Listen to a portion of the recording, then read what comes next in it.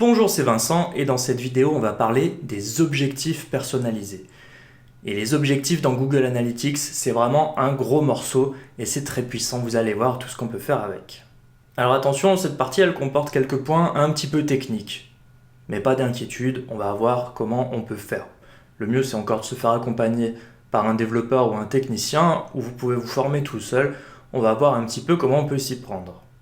Mais avant de passer à l'action sur cette partie objectif, il y a deux questions à vous poser, deux questions indispensables. La première, c'est quelle est l'action la plus importante que vous voulez que vos visiteurs fassent sur votre site? Par exemple, pour un site e-commerce, l'action la plus importante, c'est une vente, une commande.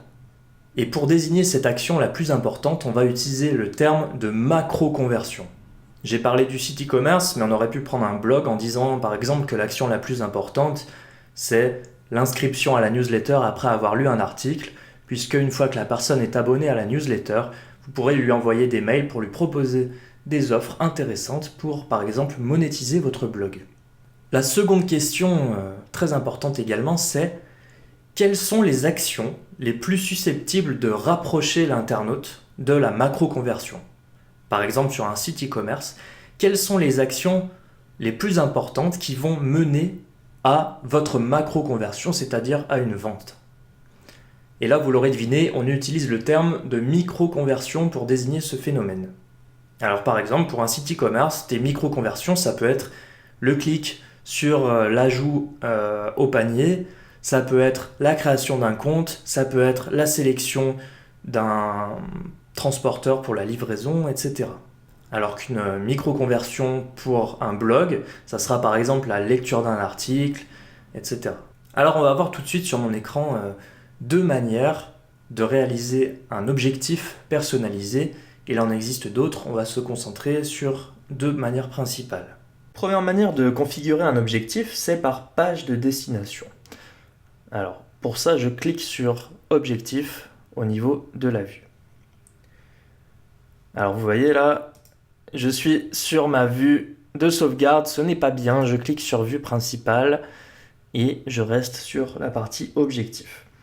Qu'est-ce que c'est une page de destination? Eh bien il s'agit de la visite d'une page en particulier, par exemple votre page de confirmation de paiement.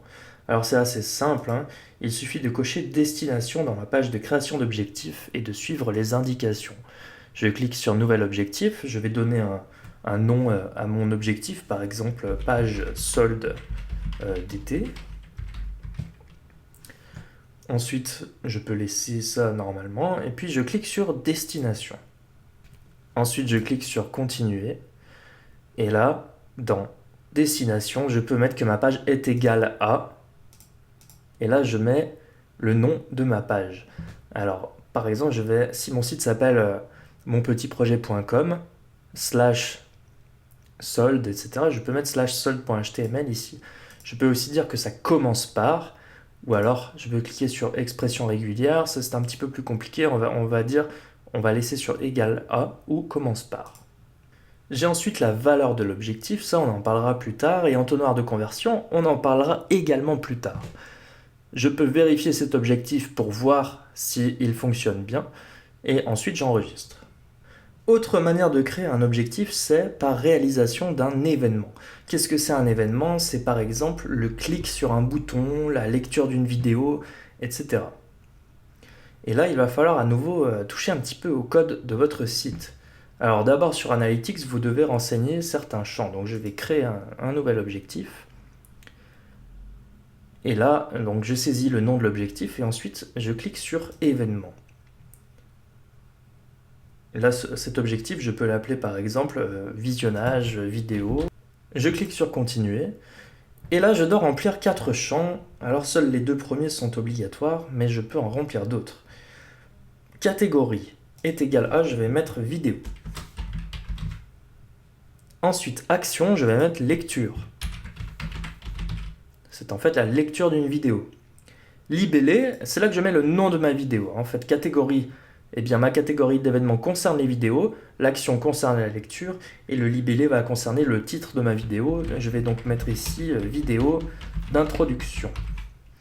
Ensuite, je clique sur enregistrer. Et là, il va falloir à nouveau installer un petit mouchard dans le code source de votre site internet. Alors, je vous montre un exemple fictif avec cette capture d'écran. Ça concerne le clic sur un bouton. Et bien sûr, c'est à adapter en fonction de votre propre objectif.